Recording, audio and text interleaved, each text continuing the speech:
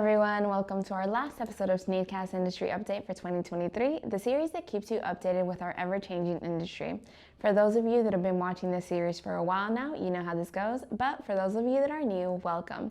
We'll be covering the latest in manufacturing, packaging, coating, sustainability, and much more.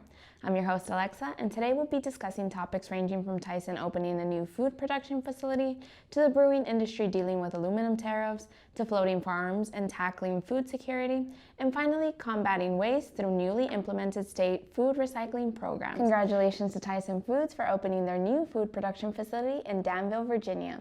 The new $300 million fully cooked food production facility business is one of the company's most automated plants to date, marking the deployment of innovation pilots and prototypes at scale. The 325,000 square foot facility represents a significant investment in the local community. It will produce approximately 4 million pounds of premium quality, fully cooked poultry products weekly to meet the increasing demand for iconic Tyson brand products in retail and food service.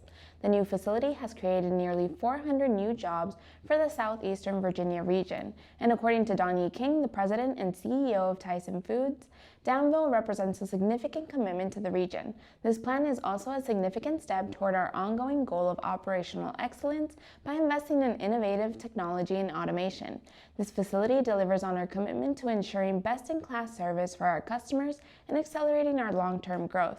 The Danville facility is one of the company's most highly anticipated plans, featuring high-speed automated case packing lines and robotic case palletizing units. This technology helps maximize operational efficiency and increase overall team member safety.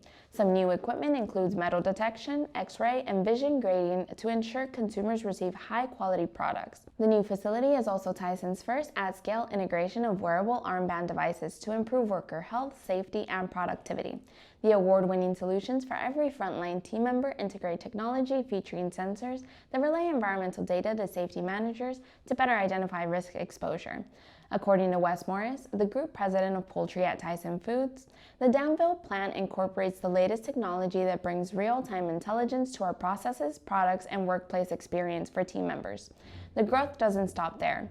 The company has partnered with Danville Community College to create a maintenance technology training program to support the growing field of industrial maintenance with competitive pay and many opportunities throughout the company. Growth and safety, we love to hear it. So once again, congratulations to Tyson's Food for their latest venture. So moving on, we'll be talking about how the brewing industry has been combating aluminum tariffs. It seems that inflation has been a common theme throughout our segment this year, and new research reveals that aluminum tariffs continue to drive up costs for American businesses and consumers. Since Section 232, tariffs on aluminum were imposed almost 6 years ago, the American beverage industry has paid more than $2.175 billion in unnecessary fees. Research conducted by Harbor Aluminum on behalf of the Beer Institute found that the U.S. beverage industry paid more than $2.175 billion in Section 232 tariffs on 10.295 million metric tons of aluminum since its implementation. Of the amounts that were paid in tariffs, only 6% or $135 million went to the U.S. Treasury. Harbor Aluminum estimates that U.S. rolling mills, primarily U.S. smelters and Canadian smelters, received $2.04 billion or 94% of the tariffs. Brian Crawford, the president and CEO of the Beer Institute, stated that brewers and countless hardworking Americans in industries that depend on aluminum have been taking it on the chin for far too long. The reality is that Section 232 tariffs hurt far more than they help, and they hurt consumers who are already feeling the effects of inflation at the register. Crawford then calls on the Biden administration to get these harmful tariffs lifted and deliver much-needed relief to the 2.4 million Americans whose livelihoods are based on the brewing industry and other industries that rely heavily on aluminum. More than 6,600 breweries are in the United States, supporting nearly 2.4 million American jobs and contributing more than $409 billion to the U.S. economy.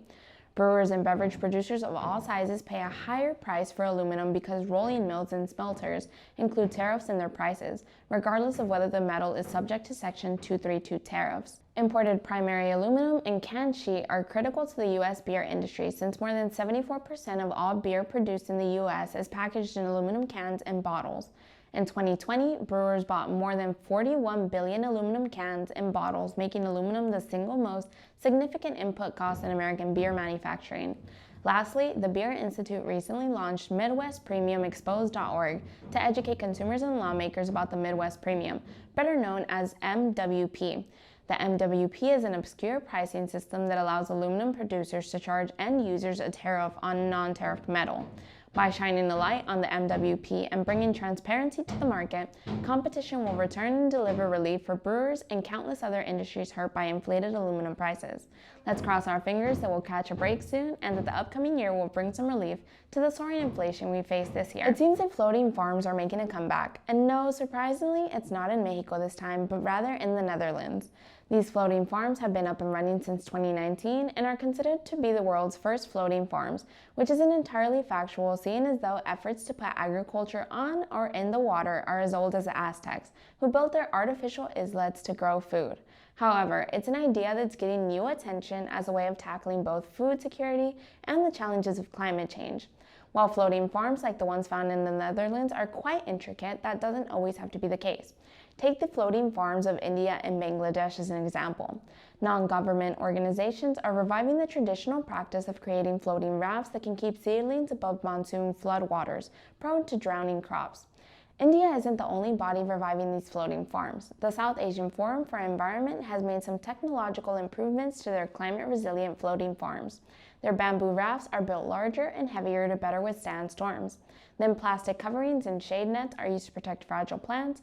And lastly, solar-powered pumps collect rainwater to irrigate the seedlings. Not only has the South Asian Forum for Environment made some improvements to its floating farms, but the organization has partnered with local research institutes to better supply farmers with the best possible climate-resilient seeds and pass on knowledge about pest control. Communications Director Amrita Chatterjee said, "The rafts are not a very conventional type of farming, and it takes patience to get used to them. But in a few years, they've more than doubled 500, the number of floating farms operating in different villages." With Asia facing an increasing amount of erratic monsoons, the rafts have helped with food security. They were also helpful when the Indian state of West Bengal was hit with a 1-2 punch of a cyclone followed by COVID-19 in 2020.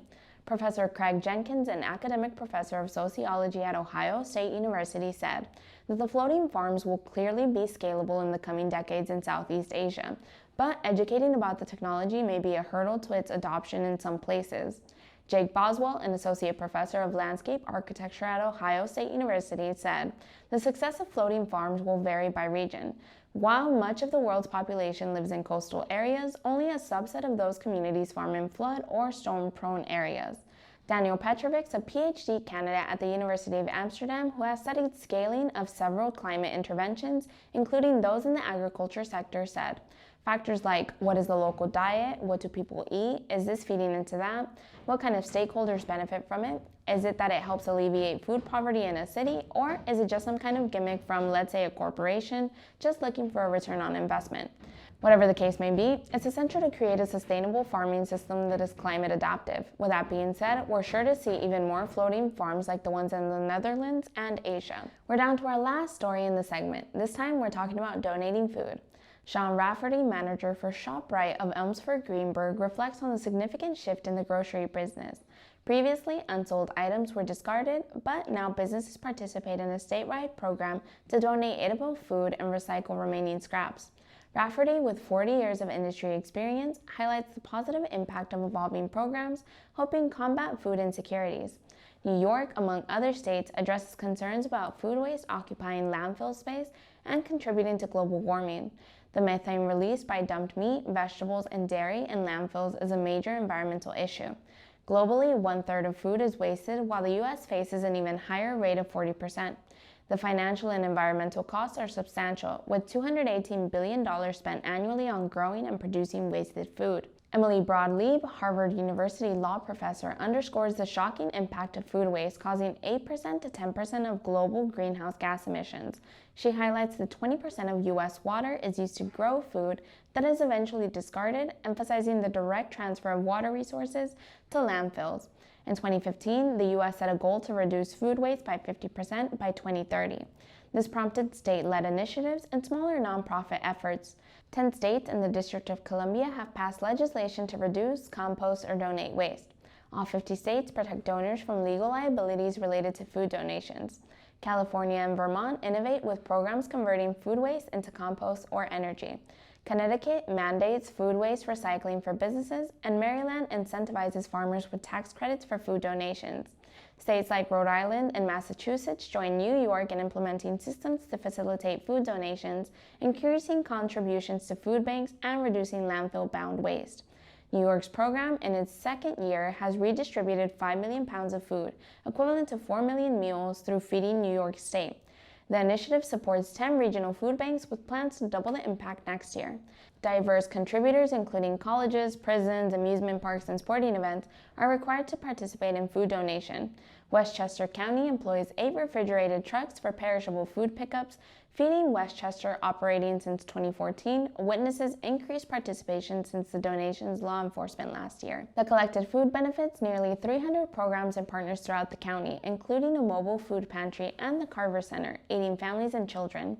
Danielle Vasquez, food donations coordinator for Feeding Westchester, highlights the importance of supplementing families during times of high living costs in Westchester County.